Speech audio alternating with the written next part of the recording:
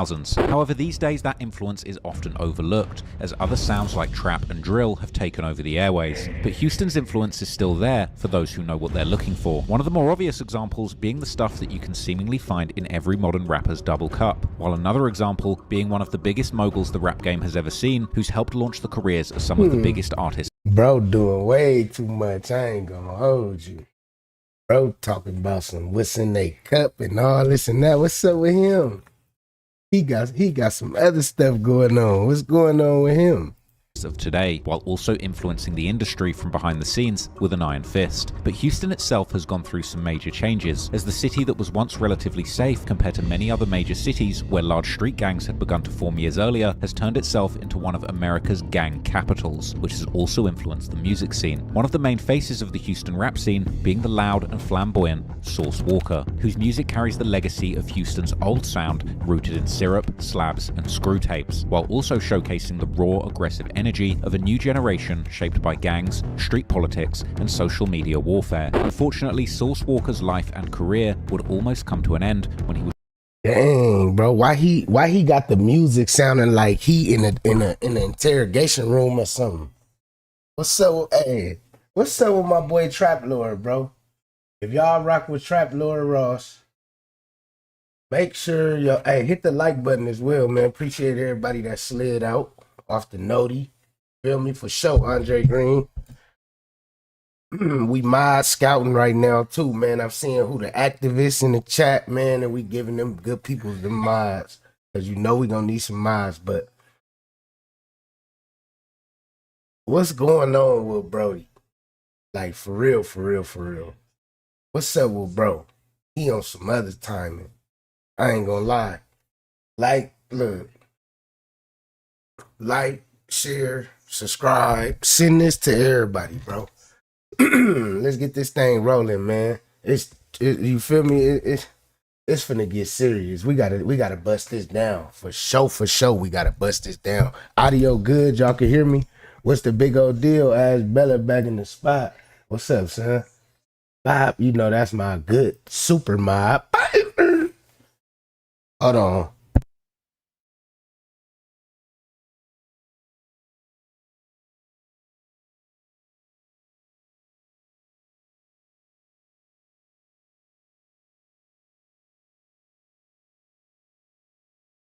My bad, y'all. Let's get back to this. You said Sauce is a weirdo. What's the deal, Andrew?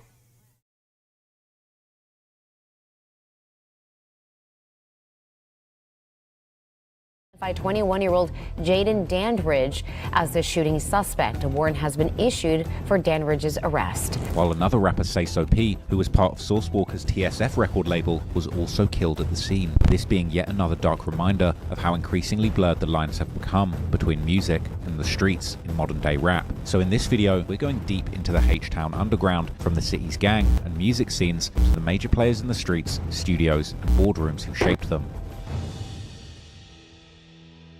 If you want to watch my videos uncut and extended, go to patreon.com/traplawross, where you can get those for just $2. Also, you can now watch my new drops on Spotify, so go search me there. Here's the video. So what y'all think, bro? What y'all think his motto is, gang? Like, for real, for real. What y'all think he got going on? Y'all think he trying to bleed the Texas scene or what? What y'all think he on, bro? 'Cause I don't know. You know how his videos be like different. I'm gonna keep it 100. You said he got people smacked. Let's see.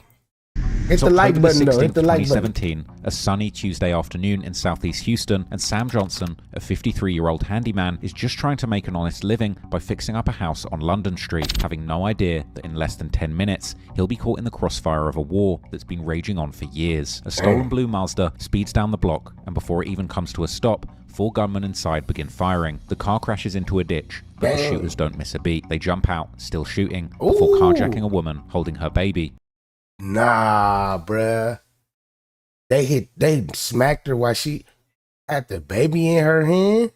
and making a getaway. When the smoke clears, Sam Johnson is dead, an innocent man killed in the gang war he had nothing to do with. A conflict between two Houston gangs that had already claimed over 50 lives since 2011. Sam Johnson's murder was about to expose something that would shock even federal investigators, because by 2017, Houston had become home to over 20,000 gang members and 400 different gangs. But to understand how Houston became a battleground where innocent handymen get caught in the crossfire, we need to go back to the beginning. Now, most people think Houston's gang problem started in the 90s with the explosion of crack cocaine, and in some ways that is true, because while some other major cities had been dealing with large street gangs since the 60s, 70s, or even earlier, in Houston, such gangs were still largely non-existent. However, the seeds of Houston's gang empire were already planted in the 70s and early 80s. At the time, Houston's black communities were dealing with the same problems plaguing urban America everywhere: poverty.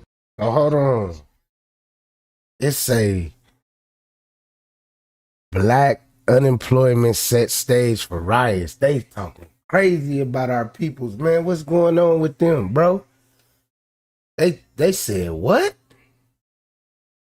Black riot, black unemployment sets. What? They talking crazy in Texas, gang. Segregation, and a lack of opportunities that pushed young men towards the streets. As a result, small neighborhood-based crews would begin forming in neighborhoods like the 3rd Ward and 5th Ward. They were nothing like the organized gangs we know today, but the foundation was being laid. But while cities like Los Angeles and Chicago had already developed their own gang cultures, Houston was about to become something different, a melting pot where gangs from across America would come in to set up shop. It started with migration throughout the 70s and 80s as people were moving to Houston from cities like Chicago and LA, drawn in by job opportunities and the oil industry. Some of these migrants would also bring with them the colors, codes, and criminal knowledge of some of America's most dangerous gangs. But the streets weren't the only place where Houston's gang future was being written. Inside the Texas prison system, something even more significant was happening. In 1984, the Texas Mexican Mafia would be born behind bars. The Texas Mexican Mafia is considered... So they got the Mexican Mafia out there. That is close to Mexico too, though. Probably was vicious. They probably had access to all type of stuff back then, bro. And the forensics and stuff wasn't that, you feel me? It wasn't that high power how it is today, how they got all this new technology to where they could just, they know what's going on, basically. Yeah, man. They're a tier 1 gang threat to our state. They got the highest rating threat to us as any gang. I gotta roll up, the my East bad. Los Angeles-based gang with connections to Mexican drug cartels is run like the military, according to the FBI. They have a leader who is in federal prison in Colorado. They have a constitution, and you must kill someone to get in, and you don't get out until you're dead. Somebody must have told them some information, because how do they know that you gotta do all that to get in? You ain't, I don't know where they, I don't know, that's crazy.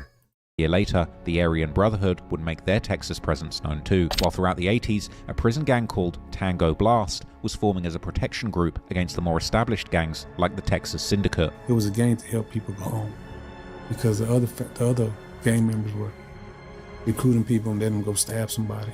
Yeah. Catching more life sentence, catching 30, 40 years more, just to, tell them you gotta go stab this dude. You don't even know this dude. They just tell you go stab him. Yeah. Texas prison gangs may seem somewhat disconnected from Houston street. Dang, that's how I go in jail. What's up, son? But here's the thing about Texas, it's got one of the largest prison systems in America, and Houston, being the biggest city in the state, is where a lot of these gang members end up when they get out. By the mid-1980s, there was a perfect storm brewing in Houston, where the small neighborhood crews provided the foundation and the prison gangs provided organizational blueprints, while migrants bought the cultures and criminal enterprises of America's biggest gang capitals. Add in Houston's strategic location, perfect for drug trafficking, sitting right between Mexico and the rest of America, and all the ingredients for an explosion was set to take place. But just like in other cities in America, where the gang problem hadn't yet gotten out of control, nobody in Houston seemed to understand just how big that explosion would be. By 1988, Houston had 23 gangs with 333 members, but just a year later, in 1991, that number had exploded to 103 gangs with 1,098 members, a 230% increase in just 3 years. How do they know exactly how much people was in the gang, though? That's what I'm trying to figure out. Like, how do they know all this, bro? Something not right, gang. That's all I'm gonna say, bro. Something ain't right, gang. It's just not adding up to me. Monday night, City Under Siege reporter Sherry Martinez will begin a special report on Houston juveniles who were busted for allegedly selling crack cocaine. On a Wednesday night, a school night, yet this 15-year-old is being arrested for allegedly selling crack cocaine. Did he sell to the undercover officer? You know what's crazy? They arresting the 15-year-olds for selling that stuff, but they the reason why that stuff is over there. They lacked at their job. They supposed to be these police peoples and all that. How they couldn't stop the stuff from coming over there if they next door to it, basically. Feel me? So they set it up like that. Our primary delivery, I believe. You feel this is wrong to do? Not really. You don't think it's wrong? Why? Because making money. 3 other juveniles have been arrested for allegedly dealing. If y'all ever come across the police or something like that, I hope y'all don't, but don't act like he was just acting. That ain't gonna get you nowhere. That's not a good look, man. Drugs. 2 of them are brothers. You said you've seen kids come in with large amounts of cash. What have you seen? 7. Now look, y'all, this what y'all do. Y'all click the settings and go to quality and up the quality to whatever it is, whatever. I think it's 1440 or 1080, one of them. Up the quality though. Make your if it's glitching for you on your end, up the quality. He said, I'm making money. Hey man, out of power, what's the deal, man? Built different. As Bella K-Cell, what's that big old word, my boy? What you on, man? What you on, gang? Yeah, man, we in this thing, man. Y'all hit that like button, bro. We only got 15 likes. That's grimy. Turn them likes up for your boy, man. $800-900, food stamps, the Gucci pants. This 13-year-old says he's sold crack for about a year, 13? making $150 a week. What do you buy with that money? Clothes and, give money to my mother and stuff. The Department of Justice took notice, sending investigators to figure out what the hell was happening in Houston. Their assessment was damning. These were young, immature, violent, and loosely organized groups, motivated mainly by the profits of drug trafficking. They would classify Houston's gangs into 4 categories: criminal street gangs, identity gangs, racist gangs, and bizarrely, satanic gangs. Though the last one was probably more about the satanic panic hysteria of the 80s rather than actual devil worshipping happening on the block. But what made Houston more different from other gang cities wasn't just the numbers, it was the diversity. Houston was becoming what people would start calling the Third Coast, a gang battleground positioned perfectly between the established gang territories of Los Angeles and Chicago. Like I mentioned earlier, the gangs that set up shop in Houston brought their full organizational structures with them, and what happened next turned the city. So it's a whole bunch of different, so basically it's a whole bunch of different other people from different cities and states, and they coming over there back then and they just getting it going. And they just coming, so they bringing their structure and how they was raised and whatever they worship and whatever they got going on, they bring that over there. You feel me? So it was probably wild.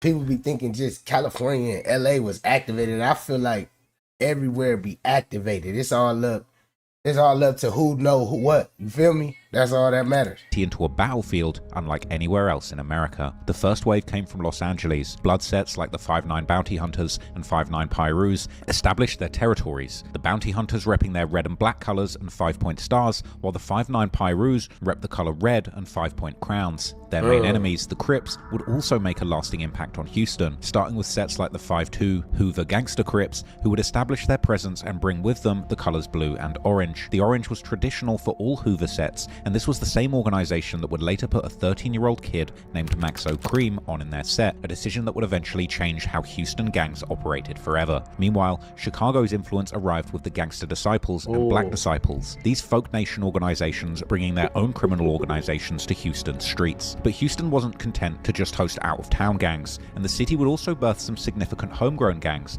like the Southwest Cholos, who emerged as a powerful Latino gang, while the Fifth Ward Circle represented the neighborhood loyalty that had existed long before any colors or codes arrived. By the 2000s, authorities were tracking gangs across Houston's sprawling geography. The South Side became home to the 3rd Ward crews, with 103 gang, various Crip and Blood sets controlling everything from Sunnyside to South Park. The suburb of Elif became a stronghold for Latino gangs like the MS-13 and the Southwest Cholos, while the North Side saw Acre Homes, Independent Heights, and Home. So it was a lot of killing going on around there. I know that for a fact.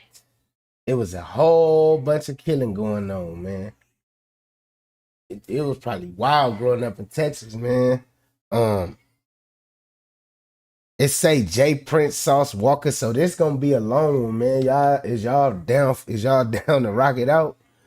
Hit that like button, man. It's 27 likes, man. Let's get 100 likes, man. Everybody in here, hit that like button, man. Let's run these likes up to 100 so we can get in the algorithm. You feel me? We shadow banned right now. We got a copyright strike, say cheese, but don't trip. You feel me? It's all good.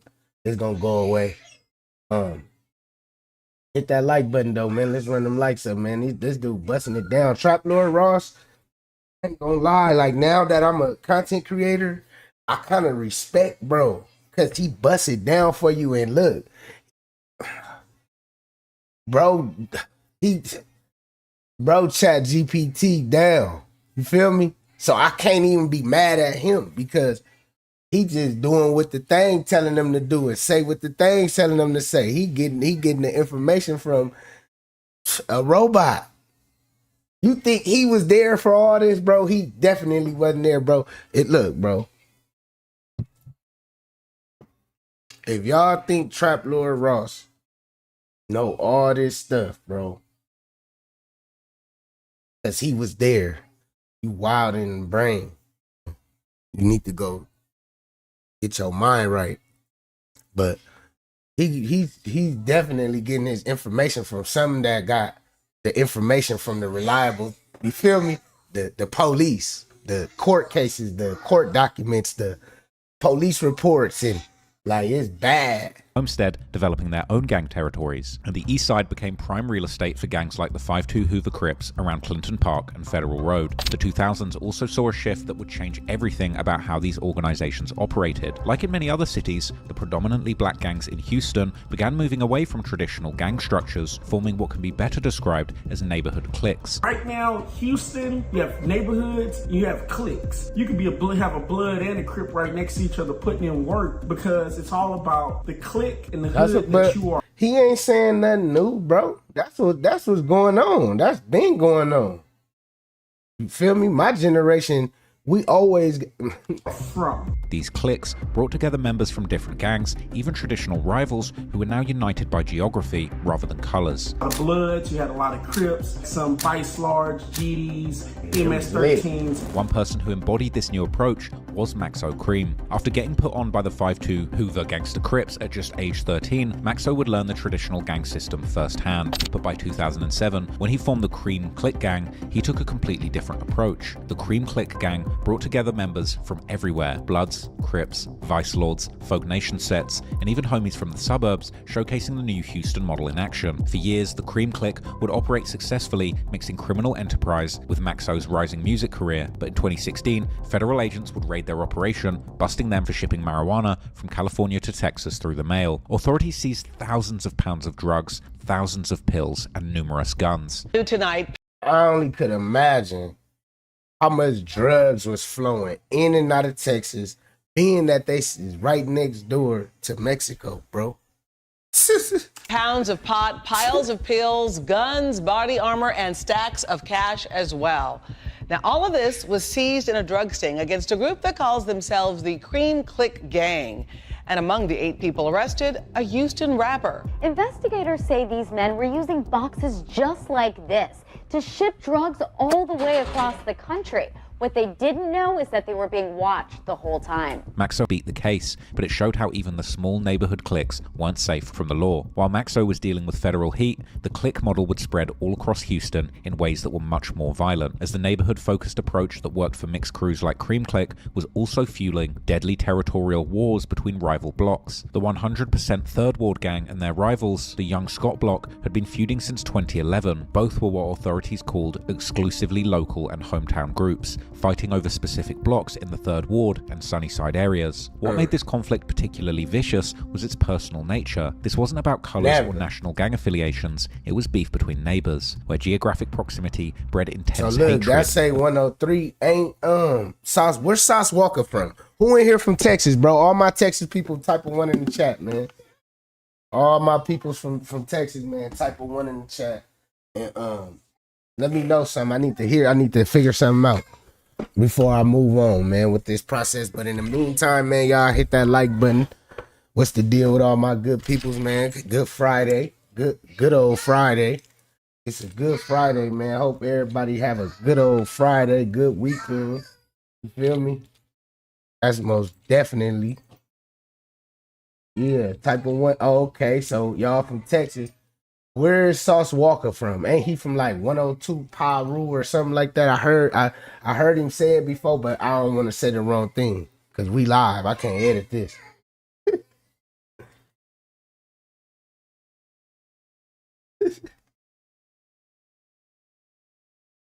He need to be on. He need to come to Cali. I don't know why he let Wax scare him off, bro. He done, bro. He come tap in. It's good. We ain't worried about, bro. You feel me? The world changed, bro. It ain't like how it used to be. Feel me? It ain't like vicious like that. It could get like that if you was like one of them people, but Trap Lord Ross is just a journalist, bro. So if you don't want him to know nothing about nothing, then you just don't say nothing to him about nothing. But it's like it's some good content that could be put together. Trap Lord Ross need to tap in, bro. I tap him in with my peoples in Pasadena. And I tap him in with some of my people from LA. You feel me? On God. But he needs to tap in for sure. And that hatred was turning Houston into a war zone. By 2017, this single conflict between two relatively small gangs. Oh, okay. Hold on. Yeah, he from South Park. He from Houston. 102. Okay, so it was 103. Routine that innocent people like Sam Johnson were getting caught in the crossfire during broad daylight shootings. Well, during a bond hearing in July for a so-called gang-related murder in Southeast Houston, HPD Police Detective Adam Bach disclosed in court there have been more than 50 deaths since 2011 related to that gang war. This was just one feud. Federal authorities were tracking much bigger threats operating all across the entire state, threats that weren't just running operations from Houston streets, but also from behind the walls of Texas prisons. While everyone was focused on what was happening in the streets, the real power was being consolidated behind bars, where the Texas Department of Criminal Justice houses around 20% of inmates who are identified as gang members. We're talking about one of the largest prison systems in America, and inside these walls, gangs don't just survive, they thrive, recruit, and run criminal. Hey man, Gold 919 ENT, man, shout out to you, man. Appreciate you for the sub, my boy, man. Y'all run them lights up though. Empires that stretch far beyond the prison fences. The biggest player in this system is Tango Blast, with an estimated 17,000 to 19,000 members statewide, all while lacking a centralized command structure. Instead, they operate as loosely affiliated crews based on cities: Houston Tango, Dallas Tango, and San Antonio Tango. However, this wasn't always the plan. Tango Blast formed in the 1980s out of pure survival, as Texas prisons were dominated by established gangs like the Texas Syndicate and Mexicanemi, and new inmates needed protection. But what started as a defensive alliance against these older, more organized prison gangs slowly evolved into something much more powerful. The decentralized structure that began as a weakness became Tango Blast's greatest strength, because when law enforcement takes down a traditional gang leader, the whole organization can crumble. But with Tango Blast, there's no head to cut off. Over time, Houston would become the crown jewel in this prison empire. The city's proximity to the Mexican border made it perfect for drug smuggling operations. The massive Harris County jail system became a recruitment hub, and when Tango Blast members got out, many settled in Houston, bringing their prison connections to the streets. But Tango Blast wasn't the only prison gang in Houston using the city as their base. MS-13, originally from El Salvador, would also discover that Houston offered everything they needed. The city's large Latino population provided cover for their operations. The port and highway system. Hey, that's crazy though, bro. It was vicious out there for sure, especially in them jails.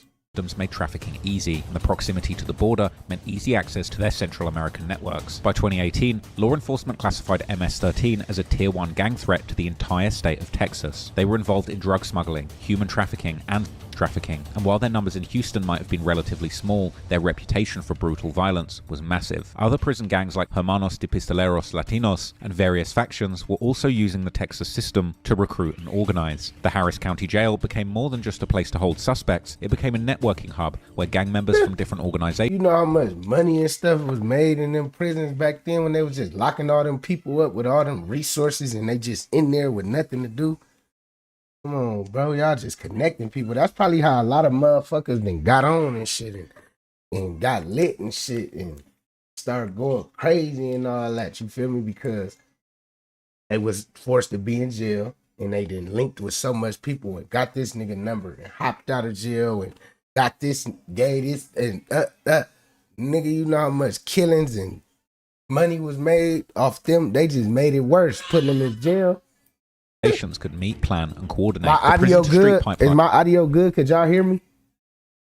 Yeah, they was making the bag. My nigga 3Z Reacts, man. Y'all go subscribe to my boy, man. 3Z Reacts, man.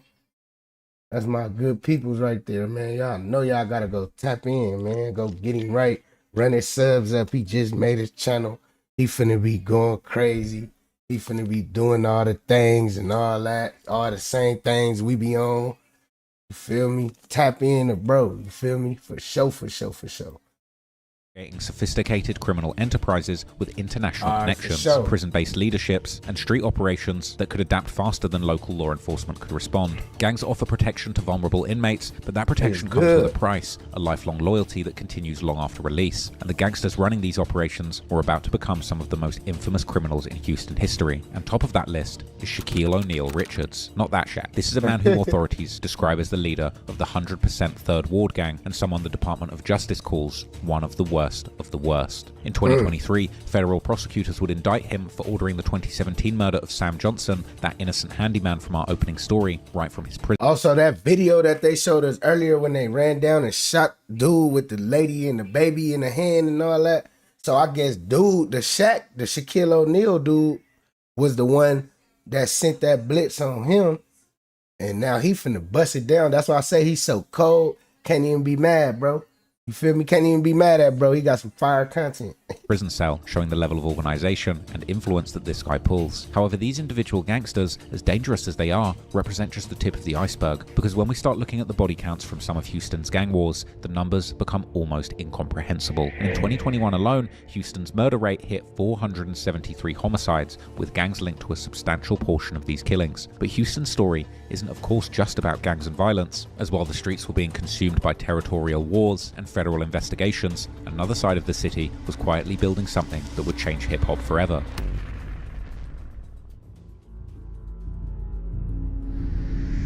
Houston is a city with one of the most unique hip-hop cultures in America, known for things like the slowed-down sound of chopped and screwed music. What? Come on, fool. We was off. If you was off Wayne when you was in like middle school and elementary school and high school, type of one in the chat, bro, because we wasn't even, I wasn't, well, when I speak as we, I'm talking about me and my peoples.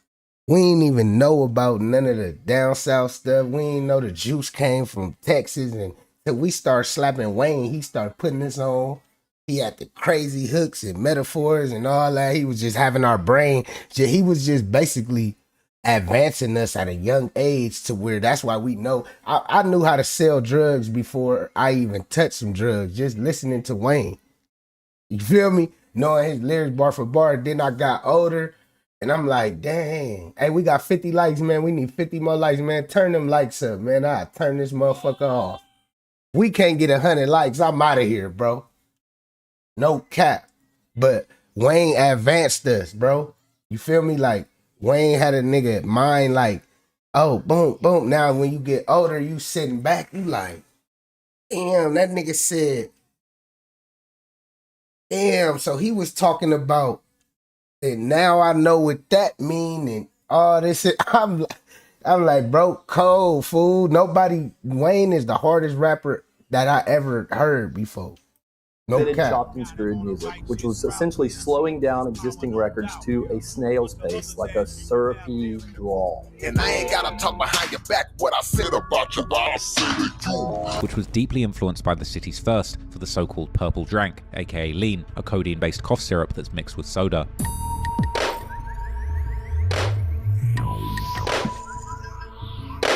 New York, them, they drink, you know what I'm saying? West Coast known for that weed, you know what I'm saying? Houston, we known for our thing, you know what I'm saying? This is lean oil.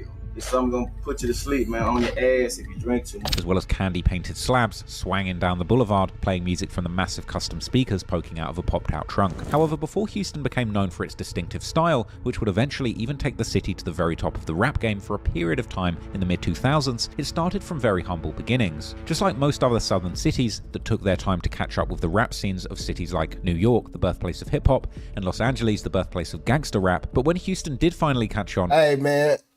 I can't enjoy this by myself, man. I can't enjoy this by myself, man. If y'all, man, I hope y'all been rolling up. That's what I kind of...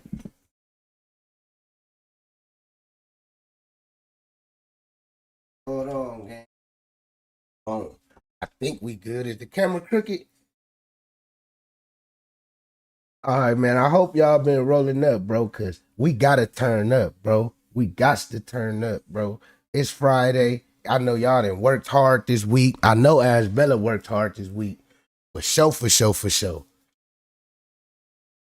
I know you worked hard this week, man. This is a good Friday, bro. I ain't got nothing to do today. So I'ma just go live. We reacting to all type of stuff today, man. So, man, make sure y'all get situated, because we chilling. You feel me? I want to get to know my new peoples, man. We got over 10,000 new people in the last 30 days.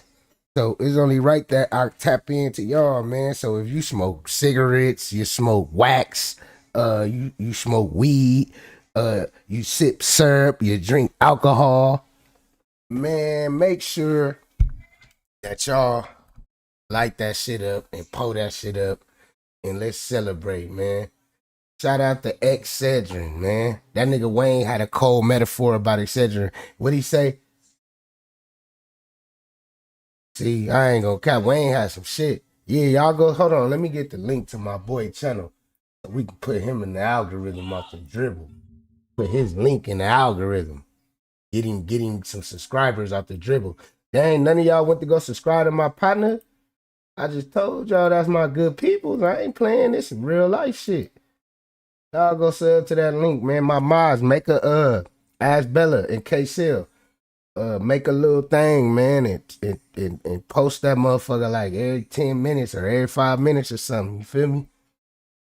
It came out with force, in many ways pioneering the sound of the South. This is mostly because of one group. Oh, yeah. I have to. So look, all right, boom. So for all my day ones that used to be in here when we was super lit, so the reason why I haven't went live is because, so y'all remember when we had this situation with the monetization back then, boom.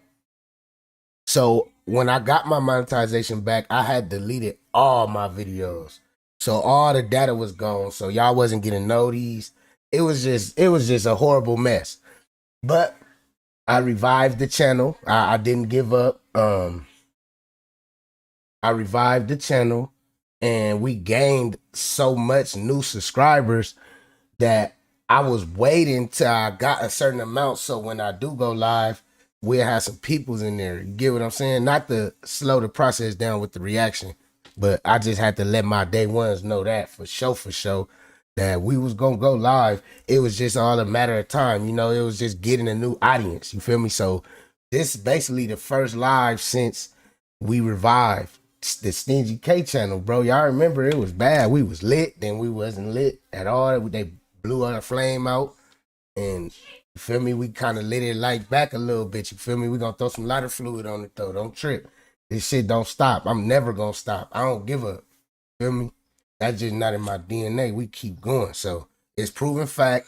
No matter what you go through on YouTube, you can revive your channel. So don't get rid of your channel. Don't do nothing. If you got a channel that went bad, make sure that y'all just grind it out, bro. Don't worry about what everybody else doing. Just do what you doing. You feel me?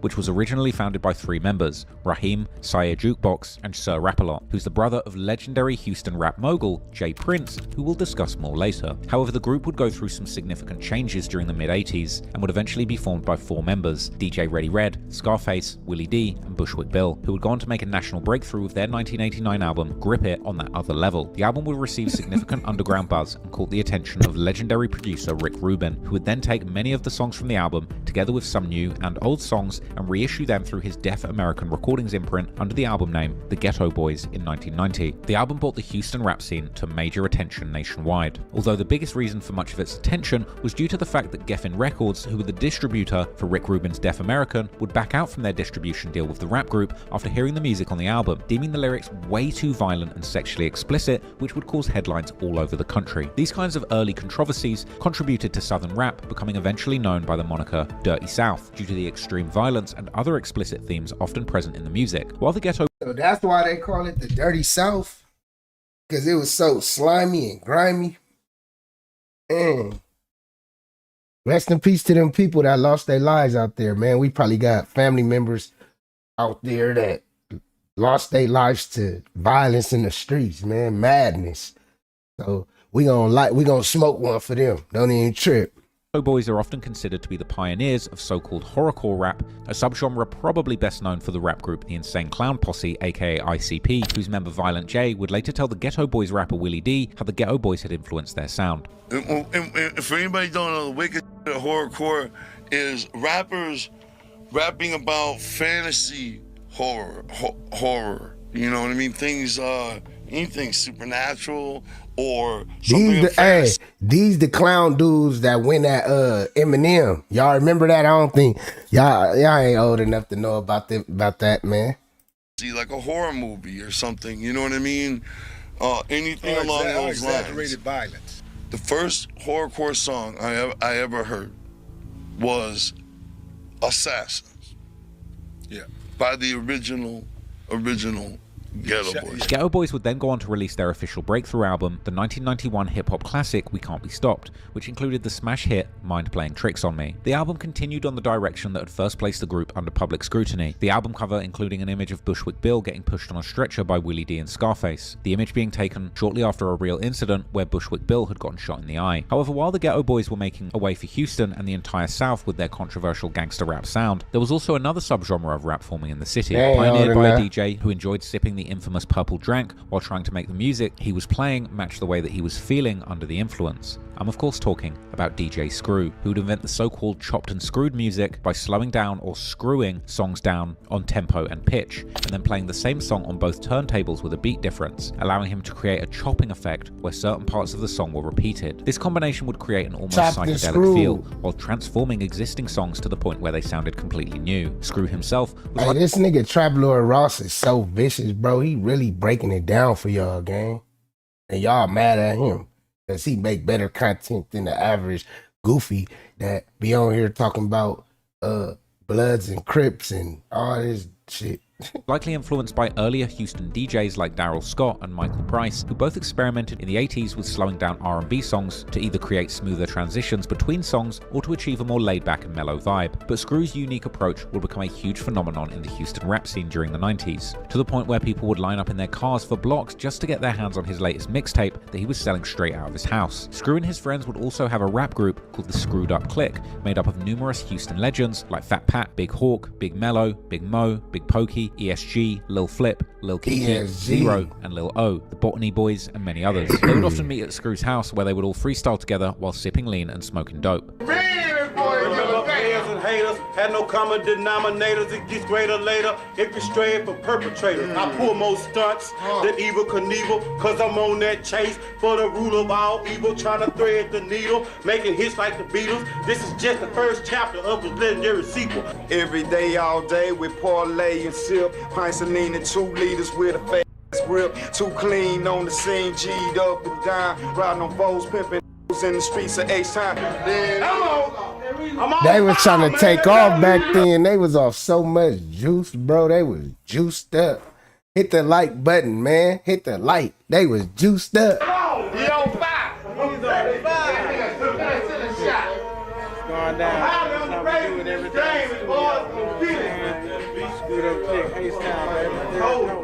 While Screw himself would unfortunately pass away in the year 2000, reportedly due to an accidental overdose caused by his sipping lean, his influence would continue to shape the direction of the Houston rap scene for years to come, from the slowed down beats to the codeine-soaked cadences of the rappers, and even the way that the songs would often create impeccably catchy choruses by sampling old Houston classics and pitching the voice down in the chopped and screwed spirit of DJ Screw. Hold on, man, hold on. Shout out to KJV from London, United Kingdom. He tapping in. We global. Stingy Kay Entertainment is global.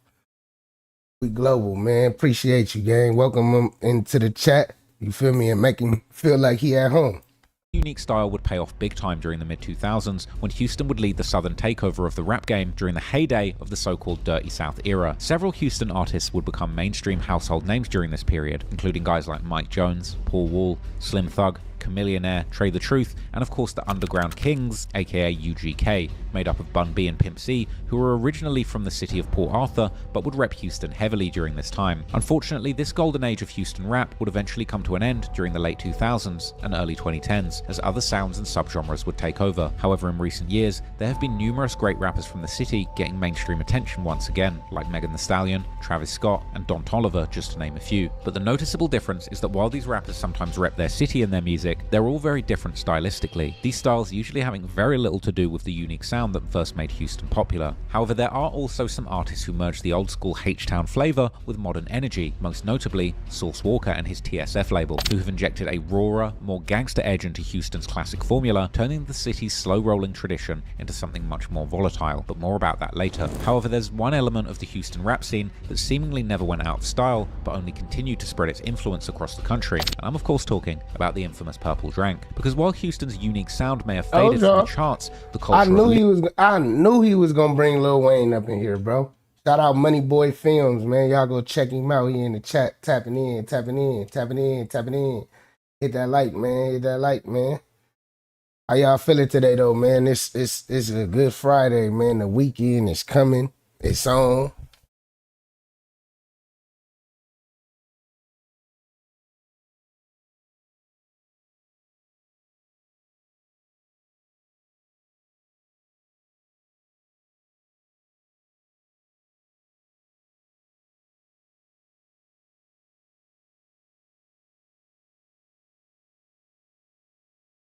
I've been talking to myself this whole time. Y'all cold. Dang, I just said so much stuff. I said it's on. I said it's the weekend. We tapping in.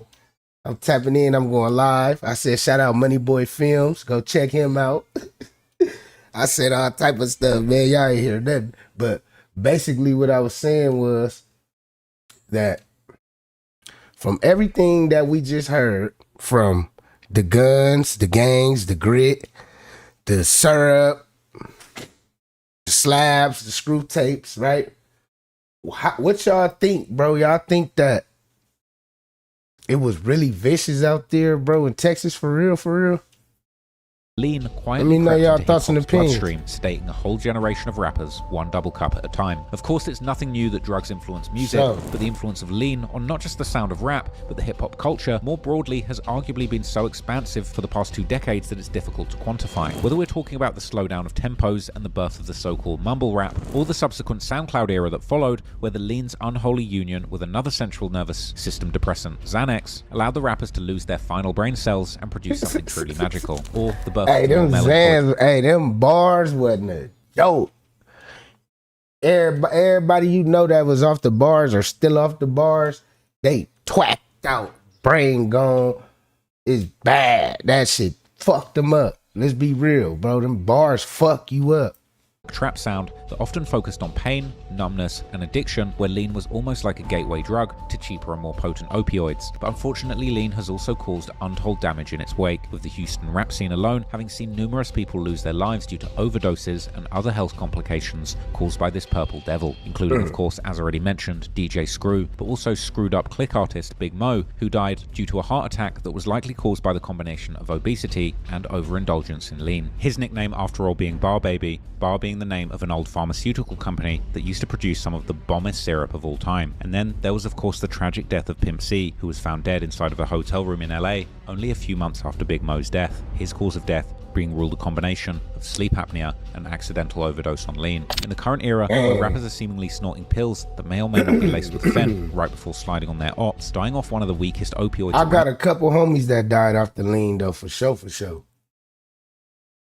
Rest in peace to them, man. There's a lot of people that died off that syrup, man. That syrup was vicious, man. Vicious, man. That syrup was the viciousest thing that you could spend your money on. And people don't even know it. That shit vicious. Around may seem like an unlikely way to go, but even if you don't end up overdosing on it, you may just end up going bankrupt. Because particularly ever since the authorities started clamping down on prescription facts from experience. Don't, hey man, if any kids come across this, I don't want no kids to come across this though. But I know how it is growing up. You feel me? You gonna do what you want to do. But it just don't do that. That shit, it look cool. Don't do that, bro. You have so much money and be on that and lose it all. That's why a lot of people go broke, bro. And I'm telling you from experience, that shit'll eat your life apart. You feel me? Leave that shit alone, man. Don't fuck with it. Negative headlines in the mid-2010s, the supply of this purple nectar has become increasingly low, while the prices have become sky high. And while around 2013, a rapper like Chief Keef paid about $600 for a pint of cough syrup, which was already considered to be a very high price, only reserved for one brand, Actavis, the gold standard of lean.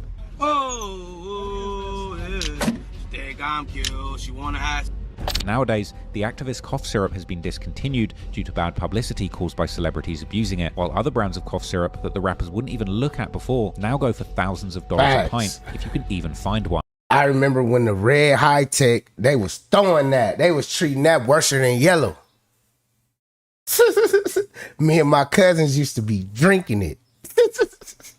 Which is why numerous rappers have publicly admitted the ridiculous amounts that they have spent to support this habit, including the Houston rapper Source Walka. Get that for like $10 a bottle. Ridiculous $5 million on lean during his lifetime, starting his decades-long sipathon at just the tender age of 9.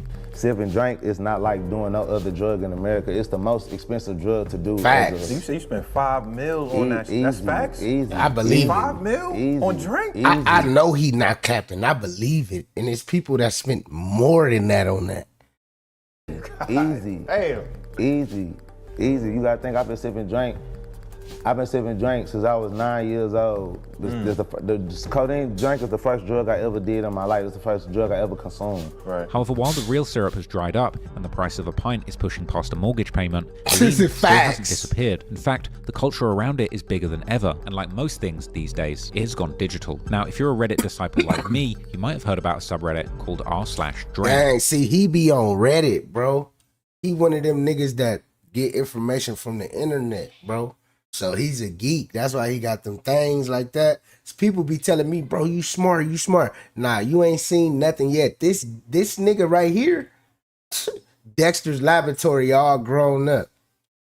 Which is the successor of an earlier subreddit called DD. You're messing up my computer, the laboratory. /lean. This is a place where the most dedicated sippers share pictures of their recent scores and obsess over syrup and exotic sodas like they're some kind of rare collectible. One of the more interesting phenomena on this subreddit, which perfectly captures the current high status of lean as a rare and luxury item, are posts about so-called dino juice. Cough syrup that's so old, it's basically prehistoric, with some of the most devoted sipologists collecting these mythical pints like rare antique pieces of art. And if you throw a house party and you're not careful, you might find one of these leanologists in your grandmother's attic, rummaging through the cabinets in the hopes that they might find a 4 of that vintage Ack from 2006. Dang.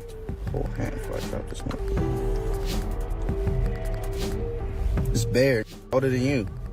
Still purple. What up, Addie? Yeah. How you been? Oh my. Addie at day 1 2. Y'all remember Addie, y'all? Yeah, I remember she used to be up in here, man. Turned up. Oh my god.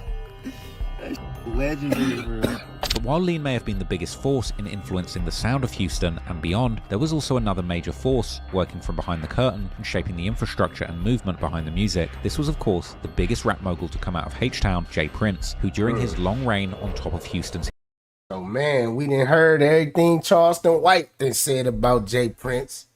We didn't heard it all. We didn't heard everything Charleston White said about Jay Prince. Now let's see what this geek, smart Dexter's Laboratory nigga what he got on Jay Prince. I want to see what's going on. If he say he tied in with the police, then we know Uncle Charlie White wasn't capping. Hip-hop hierarchy has become both respected and feared, with an influence that allegedly extends far beyond music, from the streets to politics, earning him a reputation as the official godfather of Houston.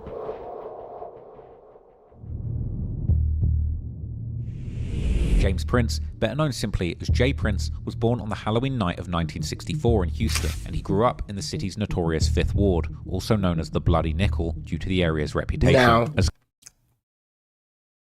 Out of all the stuff Charleston White done said, for sure, he said he run Fifth Ward. He said he don't run the whole Texas. He run Fifth Ward, but he don't run Texas. I covered run in National Texas. Geographic's Drugs Incorporated series. This is a bad neighborhood. They don't call it the Bloody Nick for nothing.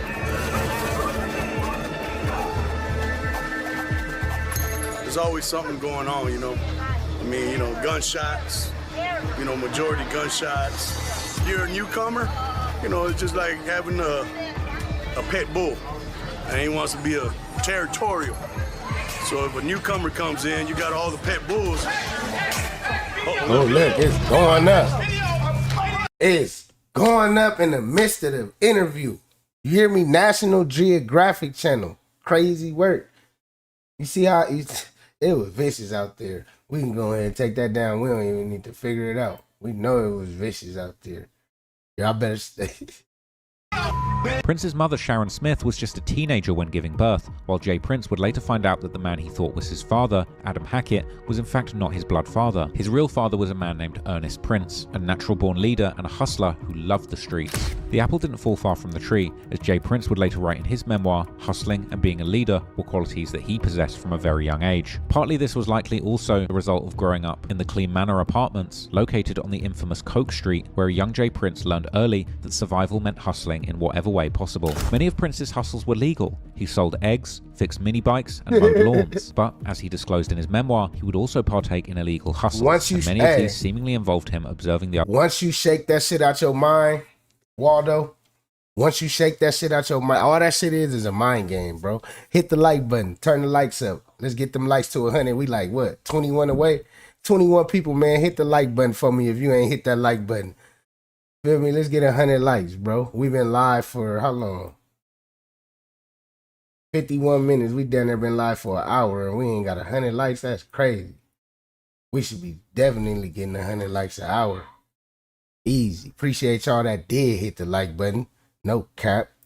Other kids in his school and neighborhood in order to find the weakest links, or followers as he would call them, so he could take advantage of them. This would include hustles like stealing entire cannabis plants from his friend's backyard, where the friend's father grew them, and then selling them to the local dealers, or urging his kleptomaniac friend to give in to his vices and skip school every day so that he could steal various items for him. Prince seems to look back at these actions somewhat proudly, because in his mind, this was seemingly him perfecting his leadership skills and taking care of the people around him, particularly his family. This attitude was something he had learned to survive the tough streets of the Fifth Ward, but the obvious downside to everyone except his family was that if Jay Prince wanted something, he didn't care about the people he had to screw over to make it happen. A defining moment in young... Hey man, A&J just became a member to the channel. Appreciate you, my boy. You the GOAT, man. Welcome him into the family and on God. So, what I'm going to be putting together for all my good peoples that join the membership, I'm going to have some shit. Like, I know I'll be dropping the content for y'all and all that, but if I be having to edit out cuss words and all that, like, I'm going to have some joints for y'all in the background. So y'all definitely got to hit that like button, become a member of the channel. I'm going to have like some special shit too. Like, feel me? It's going to be cool. I'm going to have some, it's going to be worth it. You feel me? It's going to be worth it, like $2. What is it? $2 to become? It ain't nothing. Hey, y'all stop playing in there. For somebody get hurt. Hey, trying to stream, man. Father life, man. Welcome, you feel me? Welcome to the channel. You feel me? Nigga got kids. I can't be like I used to be. My kid's big now. Feel me? Them little niggas going crazy around this motherfucker, man. Feel me? Would come when he was only 11 years old, as his sister Xenia was struck and killed by a train while walking home from school. This tragedy shattered his world, but it also crystallized his purpose. During their final conversation the night before her death, James had promised to buy their mother a house, while Xenia had planned to get her a vacuum cleaner. Now he'd realized he would have to fulfill both promises, which meant he had to hustle harder than he ever had. After high school, Prince tried the 9-to-5 life, but quickly realized he was built for bigger things after he would get laid off from his work at a bank. After this incident, Prince realized that working for someone else just wasn't for him, as he never again wanted to feel like he wasn't in control of We just in Texas for right now. Calm down, bro. We just in Texas for right now, bro. Don't trip. It's good, bro. We travel the world around this thing, bro. We traveling the world, bro. We ain't just staying in California, bro. Fuck California. Fuck California.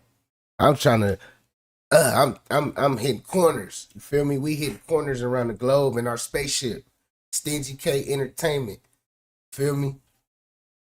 his own destiny, and so Prince jumped back into the streets, determined to make it by any means necessary. By the age of 21, he'd already made his first 100,000 in the streets, and the following year he would invest his money also in a legitimate business, buying an abandoned building and transforming it into a car lot. And in order to help his little brother Thelton out, who only had two passions, rap and the streets, he would also build a recording studio in his car lot to try and keep his brother out of trouble. By 23, Prince had already kept his childhood promise of buying his mother that house, while also securing a 30-acre ranch for himself. However, Prince knew that the walls were closing in on him. He had made enemies in the streets and was under a constant fear that the feds would take his street operation down. He knew that if he continued on the path he was on, eventually he would be either dead or in jail. And the last nail in the coffin was Prince finding out that his own mother, the mother that he had done everything for, was stealing from him to support her drug addiction that she had hidden from him for years. After this, Prince dropped his mother's last name Smith and took the name of his biological father, Ernest Prince. So J. Prince was born. He would begin to spend a lot of the time at the studio with his brother, finding it the one place where he could actually relax. Prince had been watching New York labels dominate the music industry, monopolizing southern radio stations and clubs, while local talent stayed locked out of their own markets. The hustler in him saw an opportunity that others were missing, a chance to flip the script and build something that could change the entire landscape of southern hip-hop. So Prince decided to make a hard financial decision. He would leave the streets behind him and go fully legal, and in 1987, Prince would found Rap-A-Lot Records, named after his brother Thelton, whose rap name was Sir Rap-A-Lot. To begin the label, he signed his brother and two other artists, Raheem and Sire Jukebox, under the group name Ghetto Boys. As mentioned earlier, the Ghetto Boys lineup would end up going through some major changes during the 80s, which even included Prince kicking his own brother out of the group. But ultimately, the quartet made up of Willie D, Bushwick Bill, DJ Ready Red, and Scarface would make a major breakthrough under the revised name Ghetto Boys, introducing a raw southern sound that would plant seeds for a massive independent movement across the region, while also inspiring other southern moguls like Master P and Birdman to follow Prince's blueprint. But J. Prince's empire wasn't built on music alone, it was constructed on respect and allegedly fear, a system that would later earn him a reputation that's not that different from the reputation infamous Rollin' 60s Crip Big U had garnered on the West Coast. During the 90s, Big U just gotta be everywhere, huh? Prince's power in Houston and Big U was hot. He was hot as fireworks. Hot as fireworks, bro. All these niggas hot as fireworks. Beyond grew. Big U just didn't have the LAPD working with him on his side, like J. Prince allegedly got. Feel me? The H-Town Police Department in his pocket, like everybody say. Everybody be saying that, bro. Type of one in the chat if every time y'all hear about J. Prince from somebody, they say he got the police in his pocket. Exponentially, and coming into the 2000s, he was not only invested in the rap industry, but also other avenues like boxing, where he would manage such athletes like Floyd Mayweather and Roy Jones Jr. However, Prince could also be seen with some more questionable company, like the New York Kingpin, Kenneth Supreme McGriff, and the Chicago gang leader Larry Hoover. And soon, one of the first major glimpses into Prince's possible dark side would appear, as national news would report how the DEA had ended an investigation into Prince that had already resulted in 20 convictions of other suspects. After California Congresswoman Maxine Waters, had intervened and wrote to the U.S. Attorney General, Janet Reno, claiming that federal agents were targeting Prince due to racial prejudice. The DA would ultimately continue the investigation, but no charges were ever brought against Prince, and to the contrary, the DEA agent in charge of the investigation would years later be convicted on numerous charges, including stealing money from suspects, falsifying government records, and committing perjury, which raised a lot of serious questions about the investigation against Prince and Rap-A-Lot. However, J. Prince's legal troubles wouldn't end there, and another major incident took place in 2007 when studio owner Ronald Bookman filed a lawsuit against him. Bookman was the owner of Studio 7303, one of Houston's premier recording facilities where A-list artists like 50 Cent, Timbaland, and Missy Elliott laid down tracks. The studio was raking in good cash, which made it prime real estate. Y'all remember Missy Elliott? Or y'all not old enough? And we got 95 likes, bro. Hit the like button. 5 people hit the like for me, man. 5 people in this thing, man. Hit the like, bro, so I can stop telling y'all to hit the like. I'm going to keep telling y'all till we get 100. We need the whole 100. His home turf. The trouble began when Bookman struck what seemed to be a straightforward deal with Prince. Bun B, one of Rap-A-Lot's biggest stars, would record a feature called Wrong for Dat for Ronnie's artist JV in exchange for a substantially discounted studio time. It was a win-win for both parties. Ronnie got a valuable feature from an established artist, while Prince got cheap access to a high-end studio for Bun B's 2005 album Trill, which would end up going gold. Everything was moving smoothly until Warner Brothers came knocking with a potential deal for Bookman to start his own label. But the moment Warner began showing interest in Bookman's operation, Prince would allegedly backtrack on the Bun B feature deal, seemingly seeing Bookman's plans of starting a competing label in Houston a problem that required dealing with. According to Bookman, Prince managed to derail his deal with Warner, but then in January 2000... Appreciate everybody that hit the like button, man. I appreciate you. That's all I want to do, man. When we start this thing off, man, just a quick 100, I ain't even gonna ask y'all, bro, because I know y'all gonna smack that bitch for me.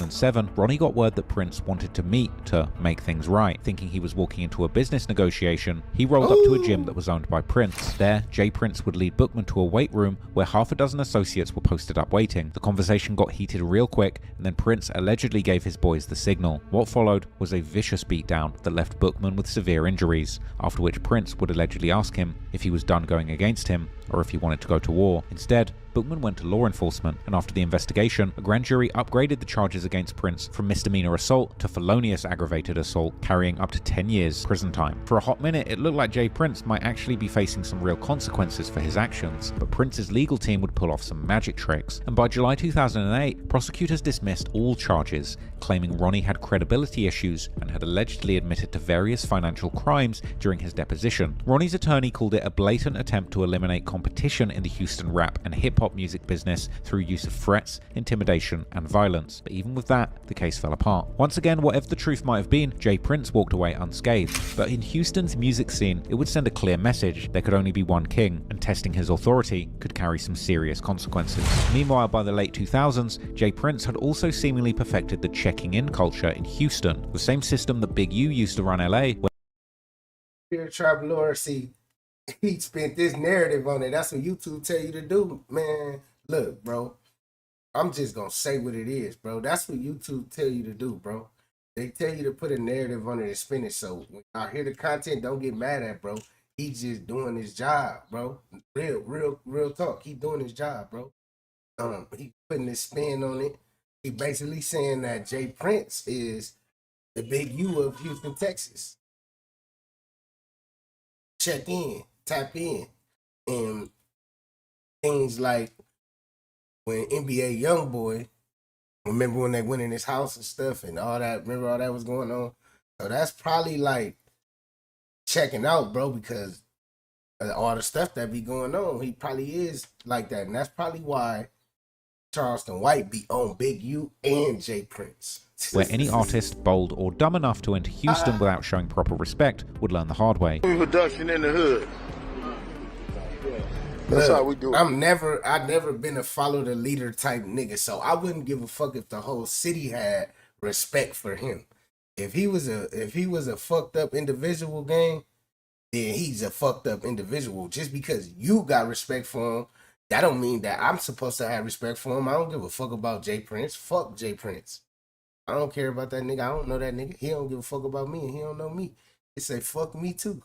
Fuck it. Top flight, baby. Get it. GB running this movie set in the hood.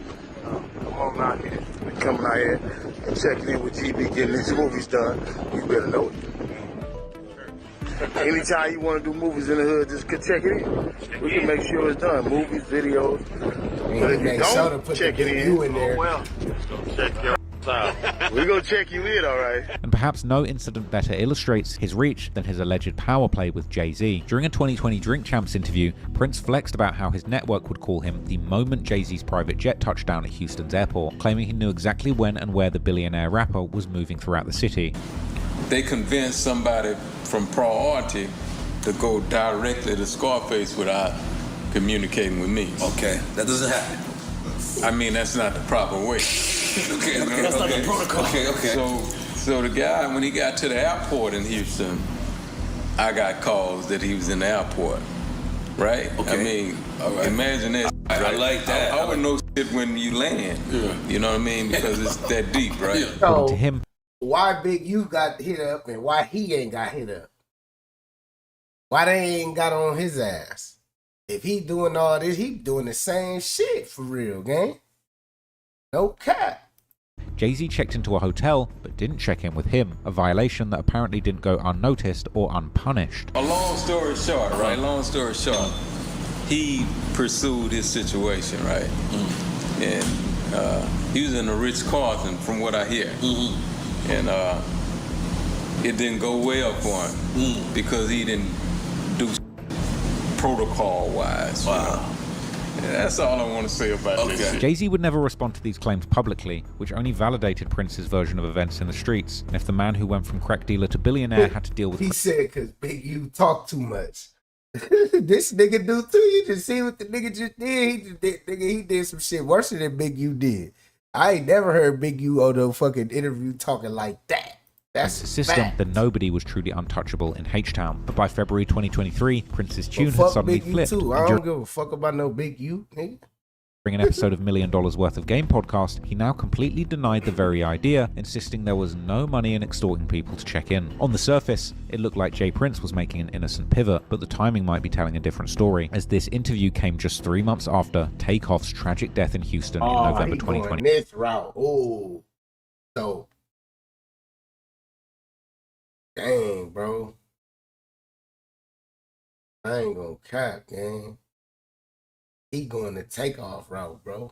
Y'all get prepared.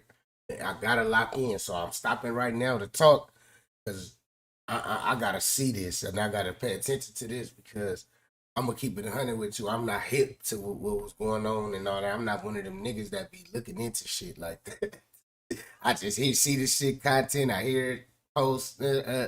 That's it. 22. Just when people were pointing fingers directly at Jay Prince and his family for what happened to the Migo rapper on his home turf. Jay Prince Jr. walked past him and was like, man, don't ask me nothing, no, because he knew what really happened and he know Takeoff died on they watch and he died because of some bullshit that y'all thought y'all could just punk this dude. However, Prince's attempt at rewriting his past would be quickly challenged because that same month he would get called out by none other than Charleston White, a controversial media figure. Chicken shit, Charlie. We gotta spark up to this, man. Hey, I'm letting y'all know now. This is exclusive for y'all, man. We gonna have a Charleston White interview on this channel real soon. So make sure y'all stay tuned for sure. I'm gonna bring him here. We gonna do it right here. It's good. We gonna have Uncle Charlie in this bitch going crazy. You know I'm asking them the shits. That's Unc. We gonna ask Unc what's going on. You feel me? So y'all stay tuned. We're going to have the Charleston White interview. I'm early marketing it. Y'all think I'm playing watch. Mark my words. And former gang member who wasn't buying Prince's newfound "I'm just a businessman" persona for a second. Now, the beef between Charleston White and Jay Prince had been simmering since late 2020 when White started running his mouth about Prince's son on social media. But on February the 18th, 2023, that long-running beef would explode into something much bigger when Charleston White's scheduled appearance at a Houston youth mentoring event mysteriously got axed. White initially tried to play it off, posting the event flyer and claiming the internet was lying about any cancellation, but then he would suddenly drop the receipts, showing screenshots that Sonia Parker, the organizer of the Parents Against Predators community event, had indeed been told to cancel his involvement in the event. This would prompt White to post a series of videos ranting about just how deep Prince's alleged tentacles reached into Houston, especially with the boys in blue. Hey, I seen this. He had the choppers. Y'all seen this? I was gonna do this today, but I was like, I don't want to get age restricted. We already got a strike we fighting. We fighting these strikes off. We thunderdoming the strikes. I mean, we ain't letting it stop us though. Houston Police Department, y'all some mother. I see why Rap-A-Lot and the rest of these run around this mother. Man, Houston Police, y'all some. Rap-A-Lot got y'all scared. Charleston White would also claim that he'd gotten personal phone calls from both Houston's mayor and representatives from the police department's gang unit, allegedly warning him that they didn't want his presence in the city stirring up trouble with Jay Prince. Now I'm checking in with the police department. Police department told me, hey man, you got a problem with Mr. James Prince. We don't want no problem. The city of the mayor's office called and said, hey, Mr. Charleston, we hear you got a problem with James Prince. Man, we scared of him. I swear to God, y'all, I just got the call from the Y'all think Charleston White lying, bro? Y'all think he lying? Keep it 100. Y'all think Unc lying? I think Unc telling the truth. I think they definitely told him that, bro. Because Unc ain't the type of nigga to get on this bitch and go to lying and flexing and all that, bro. He don't be lying, bro. You know, he ain't gonna lie like that, bro. He gonna tell it what it is. He really expose shit. He do what these bitch ass niggas be scared to do. Houston's mayor's office and the gang unit police department in Houston, Texas, they are scared of fire to Rap-A-Lot. Now, Charleston White is not necessarily the most trustworthy narrator, but if he was telling he the ain't truth, no Unc finna bleed him. Unc gonna bleed Trap Lore. We gonna go up when he do that. Meant that Jay Prince had the kind of juice that reached from the hoods of Houston all the way to City Hall. But as it turns out, Prince's reach might not stop at Houston's city limits, because in late 2024, allegations surfaced that would suggest his influence extended far beyond Texas, all the way to one of hip-hop's biggest federal cases in recent memory. I'm of course talking about the diddler, P. Diddy. These claims would come from Big Joe, real name Joseph Sherman, a former security guard who'd spent years watching Diddy's back before finding himself in the crosshairs of the bad boy mogul's legal nightmare. Big Joe had gotten dragged into the mess when a woman called Talia Graves had filed a lawsuit accusing both Diddy and Big Joe of assaulting her back in 2001. And as soon as this bombshell dropped, Big Joe would seemingly go into full defense mode, hitting every media outlet that would give him airtime, swearing that he'd never even met this woman and that he was only getting dragged through the mud because he'd once been on Diddy's payroll. Question her integrity. I'm questioning her claims against me. I wasn't the head of the security.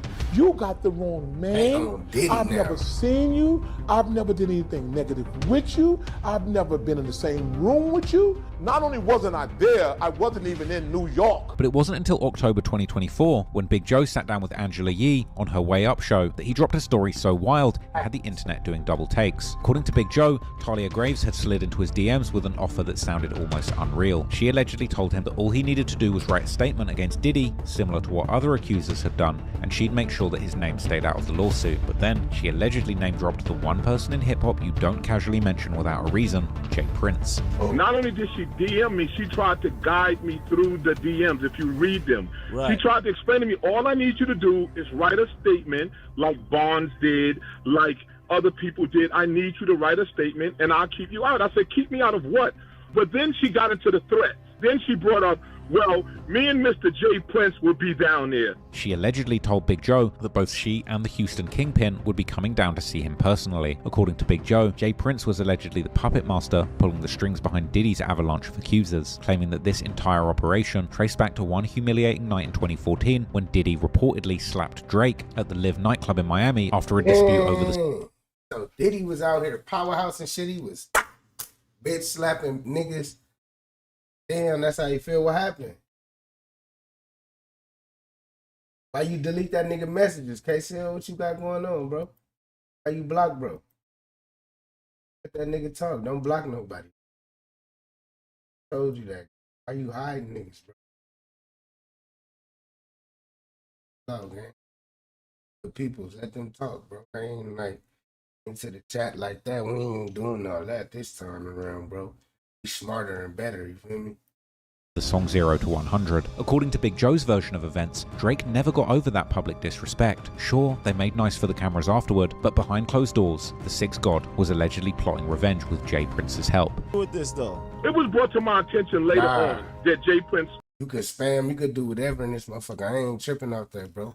Don't delete messages though, gang. You good, fool? On me, you good? Something I don't know about. Had a beef with Puffy about slapping Drake. And Drake was calling Jay Prince, going off of him for not taking up for him against Puffy. And I'm like, that's none of my business. Honestly, after listening and people calling me, explaining to me that Jay Prince's lawyer is the one who put them 100 people together, I think Jay Prince is one of the main culprits behind slandering and trying to destroy Puff's character. Now, these are just allegations floating online with good, zero bro. concrete proof back. Y'all could comment however y'all want to comment, bro. Y'all could do it. That's y'all chat, bro. I'm not in there typing with y'all. Y'all do y'all thing, bro. That's y'all shit. Just don't talk crazy and shit like that. Don't be in there arguing neither. Cause I ain't gonna choose no sides. I'm gonna just time both of y'all out. Whoever get to arguing over some fucking content. This is entertainment purposes. It's Friday. We chilling. I'm hiding the rocket. Feel me? This song. They exposing Jay Prince. Them up, and both Jay Prince and Drake have kept their mouths shut tight. But if there's even a grain of truth to Big Joe's theory, it would represent the ultimate evolution of Jay Prince's legendary power, using the entire federal court system as his personal weapon against his enemies. In any case, one thing remains clear: Jay Prince's influence has never been about visibility. It's thrived in the background, where real power moves in silence. However, in a new H-Town era, a different kind of voice has been rising that's loud, flamboyant, and impossible to ignore. I'm of course talking about Mr. Drip God himself, Sauce Walka. But whilst this new era is seemingly all about dripping, splashing, and styling, you never heard drip or sauce in ESPN. You never heard drip or sauce on NFL. You never heard drip, sauce, or splash, or no football players or any figure of a person being called Sauce or your name Sauce. You've never heard these terms before I came out into the music industry. It never existed. There's also a darker side, because it's not only the rappers who are louder and in your face, it's also the violence, which Sauce Walka would recently experience personally, as his artist was gunned down in a targeted shooting that almost claimed his life too. So next, we take a look at the dangerous life of Sauce Walka.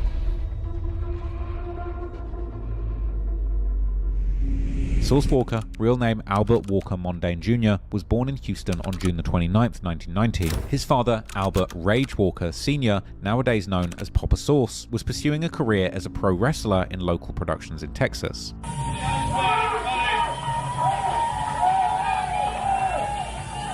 got ourselves a nice crowd out here tonight. This is Al Rage Walker. While Sauce Walker's mother was who fought a dark battle against crack and heroin addiction, exposing him from early to a life that no child should experience. Yeah, my mama crackhead. My mama dead now. My mama crackhead in the street. That's how I got in this.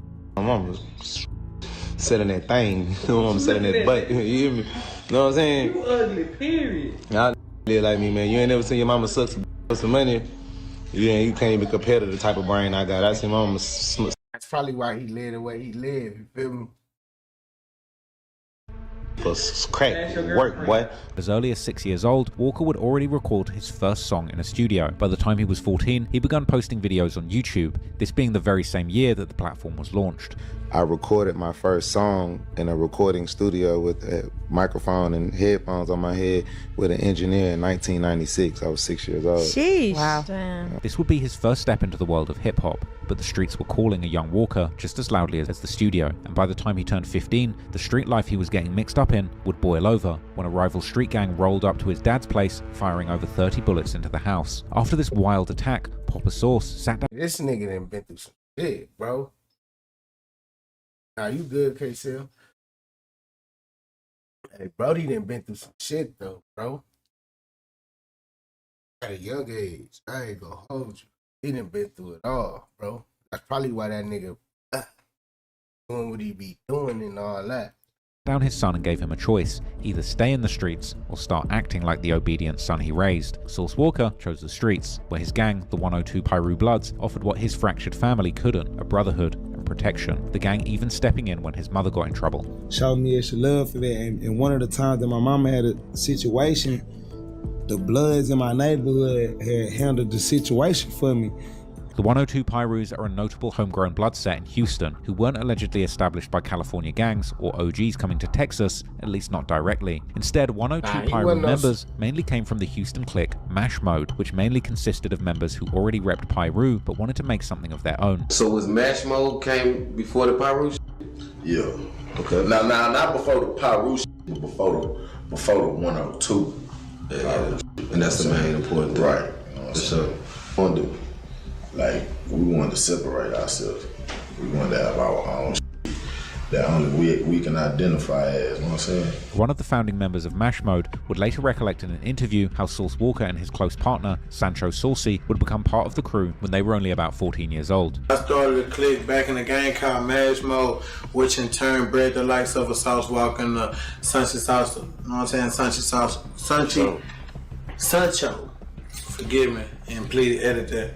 You know what I'm saying? Biggest Sancho and my brother, Sauce twins.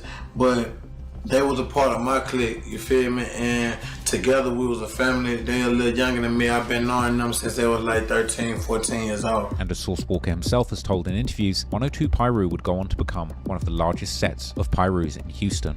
I first started to take reps to see it during that period of time, like when I was in high school, finna graduate.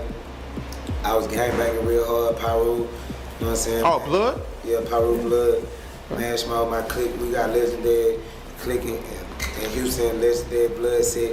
One of the biggest original blood sets from Houston, 102 Pyru, 102 South Park Pyru, South Park Pyru, however you want to say it, Candy Cane Gang. But while Walka was getting pulled deeper into the streets, he would also maintain his love for poetry and music, and in 2007 he would adopt the alias A-Walk and join a local rap group called Most Heard, who would build a name for themselves locally but still remained relatively minor figures in Houston's crowded rap scene.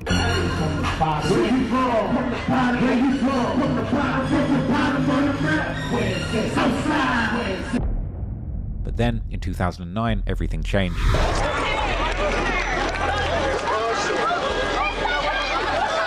On July the 22nd, 2009, at the annual Trade Day Festival, I travel off on that, bro. He doing some thing. He probably paid for the $200 Chat GPT. That shit just do all the shit for him. Feel me? That might be the lick. Matter of fact, we're gonna try that. We're gonna buy that one and see what it is. Community event honoring Houston's legendary rapper Trey the Truth's charitable work, the event at Texas Southern University was just wrapping up, and as the crowd of thousands began filing out at around 8:30 p.m, an altercation broke out, escalating to bottles flying. At some point, several shots were fired by several unknown suspects, resulting in the wounding of 8 people, some of them as young as 14 years old. A community rally and concert on the campus of Texas Southern University in Houston ended in bloodshed Wednesday night following a drive-by shooting that police believe was gang-related. The school says 6 people were shot and have been treated for serious but non-life-threatening injuries. Witnesses tell police that one car drove by and opened fire on a parking lot where a popular Houston rapper was promoting community service and voter registration. A few weeks after the incident, investigators identified Sauce Walka as one of the several people who opened fire following the Trey Day concert. He would surrender himself to authorities days later and was charged with a serious felony of engaging in organized criminal activity. In total, 6 other men were eventually also charged in relation to that incident, and the legal aftermath would mark a turning point in Sauce Walka's life, as he ultimately pleaded guilty to deadly conduct for pulling his gun out and shooting at members of a rival gang at the event. For 3 years probation, and I ended up violating the probation. Cap though, bro. Texas got the fire jury though. Look at bro chain dope. That motherfucker look hard than a motherfucker. Bro really was living like that at a young age. You feel me? He was living like that. I had to do shop probation and go to YMAC, ISF. I had to go to all these different programs. Then I went to the penitentiary. Walka would then be released into a halfway house, but he would end up running away. While on the run, he would meet a woman online from Orange County, California, and by using nothing but his natural swagger, he would convince this woman, who he'd never met in person, to wire $20,000 to his father's Chase account to fund his music dreams. So long story short, I ended up meeting this girl off of social media, and I ended up popping my shit and talking to her, and I'm posting pictures, and she was like, Houston is a place that everybody always is interested in on the internet, want to come to.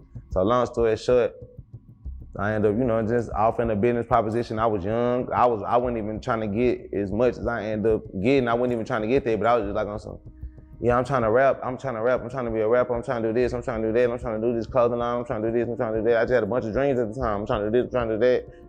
And she believed and sent me 20 bands to my daddy Chase account. That's how I started. This wouldn't be his last hustle, and perhaps not first either involving women or money, but this time it would give him the seed capital he needed to start a new rap persona. And so, fresh out of prison with 20 bands in his account, Walka was ready to rebuild his life. However, he needed to rebrand and transform A-Walk the gangster into something more marketable. The transformation began with a chance encounter at a Houston hotel, where Walka and his friend Sancho were trying to impress a woman who kept bragging about her father's money and status. She would boast about having bread, to which Walka would counter with his usual charisma, saying how the bread was looking a little stale and needed some sauce. Bread over there, you got, y'all see, that's cool, y'all having money, baby, but one thing about a sandwich, though, what is the sandwich without the flavor, though? What about the mayo, though? What about the sauce, though? Because that bread over there looking a little stale, though, you know what I'm saying? They're like old money. That old money over there looking a little stale, though, baby. You ain't got no flavor on that sandwich over there, though. You ain't got no sauce over there. Yeah. I got some bread over there, but do it taste good? And when I was, my twin look at me, Sancho look at me, it was like a big ass light bulb came out the sky, and she just loved it. Yeah. And the whole conversation changed. She started laughing. So he said he snapped on the bitch and got it. Sauce, what you mean? I got sauce. This conversation would end up sparking the inspiration, and a new identity was born. A-Walk became Sauce Walka, Sancho became Sancho Saucy, and together they were the Sauce Twins. The name's gonna be like, if we the Sauce Twins, I'm Sauce, because I see it Sauce. That's you. I'm Sauce. That's what I want my name to be. I'm Sauce. I'm Sauce. And then boom, it just went from there. I took the Skywalker or the A-Walker off my name and became Sauce Walker. Yeah. Hold on, y'all. I'm gonna do something. I'm gonna keep it going though. This wasn't just a name change, it was a complete philosophical shift, and while still acknowledging their street ties, they would focus on style, wordplay, and original slang to create something that would be unique in Houston and beyond. Me and my twin, we just looked at all the shit that Houston was missing, and it was like, okay, when we come out, we know can't nobody say nothing about our past, can't nobody sit and say about how we getting money and what we do or what we've been through, so okay, boom, we got that to the back, but what Houston need, we don't got our own lingo no more. We don't talk like, so we gonna come out and talk like us. But we still gonna sound like Texas Houston, but we gonna say shit that only me and you say and make everybody else say what me and you say. You know what I'm saying? And that worked. This would involve the use of terms like drip, which Walka has even claimed to have invented in the hip-hop context. Was that, did you come up with that? Yeah, man, I invented the splash, the drip, the sauce, all that. That's you? Yeah, that's me and my brother. Me and Sancho Saucy, me, the Sauce Twins. Me and my brother Sancho Saucy, and then my brother Saucy Man and Payday. But it started originally with the Sauce Twins. Drip, together with other terms like splash and calling people twin, became ways for Walka and his crew to represent their brand, which was all about being loud and flamboyant. Splash, look at that. We in my motherfucking bundle, dripping. We ain't no motherfucking rappers, you hear me? Yeah. But there was also substance behind this style, as Walka took his poetry background and applied it to his music, developing a storytelling ability that was almost cinematic in scope. And when he rapped about street life, it didn't sound generic, but rather it was vivid, specific, and often filled with unexpected emotional depth. In 2014, Walka would found the Source Factory, or TSF for short, a label which marked his transition from street figure to legitimate businessman, who would create a platform to amplify Houston voices and establish his entrepreneurial credentials. By 2015, the Source was spreading, and a collaboration track with Sosa Man and the Migos would eventually rack up over 3 million. So basically, bro just slid through the whole Texas, and he just deep dived into Sauce Walka, bro. What's going on in the algorithm, gang?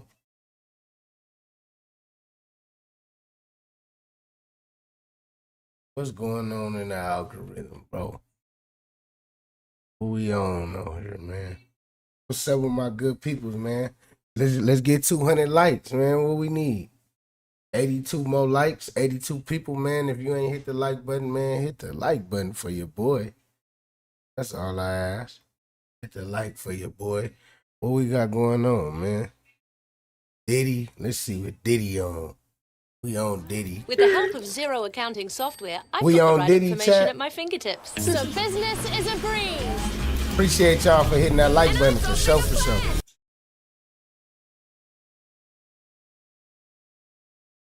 We back going live now, so I gotta get the premium. Gotta get the premium.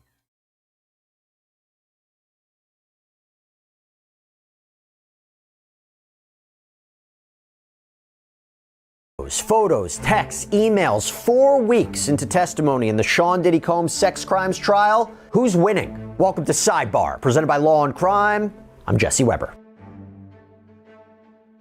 So I kind of wanted to do this midway assessment of where are we in the Sean Diddy Combs criminal trial. There has been a lot that has been going on. This is the man accused, by the way, of engaging in racketeering conspiracy, sex trafficking, transportation, to engage in prostitution. 5 charges that he allegedly engaged in a pattern of abuse and sexual exploitation of women, that he used his business resources and employees and associates to commit crimes, cover them up, that he operated this criminal enterprise, that he used force, fraud, coercion to cause at least 2 women, Cassie Ventura Fine and Jane, pseudonym, to engage in non-consensual freak-offs. Sex workers being used for prostitution, a video of him appearing to beat up Cassie, the testimony of Kid Cudi supporting the allegation that Combs blew up his car, arson, a hotel worker claiming Combs paid $100,000 for surveillance footage of an apparent attack on Cassie, bribery. These are all underlying crimes for racketeering. One woman testifying that Combs dangled her off a 17th-story balcony. Another woman claiming Combs kidnapped her with a gun. But defense attorneys grilling these alleged victims and witnesses about inconsistent statements, financial motivations, and maybe most importantly, messages and social media posts that allegedly show them trying to stay in touch with Sean Combs, or speaking highly of him, or showing their willing participation in sexual activities. The idea they could have left, but didn't. So there is a lot here. So I ask, who is winning right now as we are at the midway point in this trial? I'm not going to answer that question alone. You don't just want to hear from me for 25 minutes. No, let me bring on trial attorney, litigator, best socks in the business, Rich Schoenstein. Good to see you, Rich. Thank you so much. And for people who don't know, you just got off the live show with me that we do on YouTube and been so generous to come here on Sidebar, so appreciate it. Well, I'm always glad to be here. Very interesting case to talk about. So with the caveat that we have no idea what the jury is thinking, with the caveat that the defense hasn't even begun their case yet, who's winning this? Well, the prosecution is winning. And you would hope that the prosecution would be winning. We're deep into the government's case right now. They've put on their most important witness. They almost virtually led off with their most important witness. And they've shown really 2 things, if I would break it down. One is they have demonstrated really beyond dispute that he's a bad guy. He's a bad guy. He beats up his longtime girlfriend, he beats up other people, he blows up cars, he dangles people off the balcony, he operates through threats and intimidation and bribery. He is a bad guy. I don't think you can dispute that. I think the defense virtually concedes that in the opening statement. I mean, they do concede that he's done bad things, but he's done too many bad things. He is a bad guy. And the just saying, Diddy he just all bad. That's crazy, bro. They just trying to paint him up now. Just slant. I don't know what he got going on. I think some of this shit true. I think some of this shit over exaggerated. I think they trying to humiliate him. For sure. They tried to. They destroyed him. They destroyed his image. They made all his roots. They dug the roots up from the ground. Everything. Second thing is, I think the government has shown enough evidence of the various elements of the various crimes charged that they can proceed on all of those claims to a jury. Remember, a judge will hear directed verdict motions at the end of the government's case, and if there's not sufficient evidence, you don't get a cause of action, you don't get a claim to the jury. I think everything will go to the jury. Meaning the defense at the end of the prosecution's case can be like, after everything you heard, Judge, there's nothing for the jury to decide. This case should be dismissed. That's not going to happen. Well, yeah. There's enough there for the jury to decide. There's questions of fact. Right. And it's a little more complicated here. I mean, that happens all the time in criminal prosecutions, and those motions are always denied. There are very technical elements of this RICO count. Right. You have to prove a RICO enterprise, you have to prove conspiracy, you have to prove predicate acts. I think the government's done that. I don't think any of that's going to block it from going to the jury. Let's talk about that. That's what I want to talk about, if they've met those elements. Hey, everybody, this is another law and crime legal alert. Did you know that children are being diagnosed with serious conditions like type 2 diabetes and non-alcoholic fatty liver disease, and the research is potentially linking ultra-processed foods to all this? Yeah, well, Morgan & Morgan, they're stepping in to fight to hold these food companies accountable. With decades of experience fighting large corporations, they are ready to stand up for the families who deserve justice. So if your child under 21 has been diagnosed with type 2 diabetes or fatty liver disease, then visit www.forthepeople.com. Man, we just watched the whole ad. But nah, though, I ain't gonna cap, bro. We was lit, though, for sure, for sure. I'm gonna fix up my stream and stuff. But, man, appreciate everybody that slid up on me, though. We're gonna be going live again for sure, for sure. Probably tonight. Shit, I don't know. It's early. It's 3 right now. I'm chilling. Make sure y'all go tap in, man, to the socials, man. It's good. I'm gonna fix the stream up and all that, and it's good. Peace, man.